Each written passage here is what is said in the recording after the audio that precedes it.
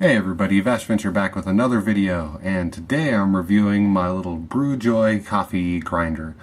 It's just a manual burr coffee grinder, and it costs less than $10. And my point of buying it is that I feel like you can produce a good cup of coffee for less than $20 worth of, actual equipment, besides, the investment of the coffee, etc.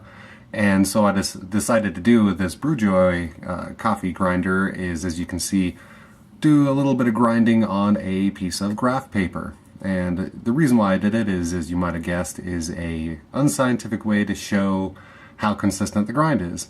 And let me zoom in a little bit here.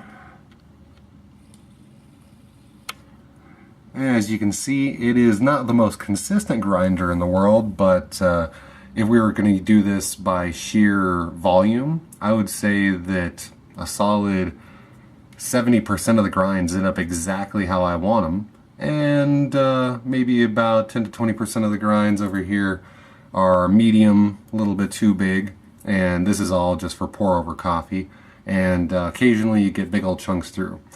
And the reason why I found that out is that typically with these coffee grinders, you have your conical on the inside, and you can't really see it here, but there's a conical on the outside that'll actually grind, very close to each other.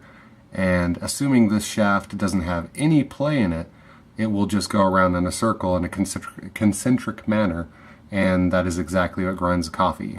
Just like industrial machinery for crushing rocks to get ore and all that kind of smelting goodness, and that's exactly why I bought it. I try to use a little bit of science here. So stainless steel shaft, ceramic burr here, and so theoretically using Mohs scale, this little burr here should never actually wear down and chip off or anything like that, assuming you're only going to put coffee grinds in there, and rocks or anything like that don't actually make it into your grinder. So it's worked pretty well. Now the only problem that I have is that this grind over here shows that it's not necessarily going in a concentric manner like it should, because it shouldn't allow, inconsistent grinds through. And I kind of blame that on, of course this is just a Chinese knockoff of a much more expensive hand grinder. And considering I only paid 10 bucks for it, you kind of get what you pay for in this instance. But for $10, I really feel it's a great investment, and it does take a little bit of effort to grind it up, but you can get a fairly consistent, really good cup of coffee using something like an AeroPress or just a simple pour through coffee filter. And once again, an AeroPress is only like 20 bucks new. You get them used for 10 bucks. That's exactly what I did. And you can either do that, or you can get a pour over coffee filter, which those are like 10 bucks new, 15 bucks brand new at any store, and all the way down to $5 on eBay. So that's kind of my review on this little BrewJoy coffee maker or coffee grinder. Definitely worth the buy if you just want good travel coffee and you don't mind grinding it up.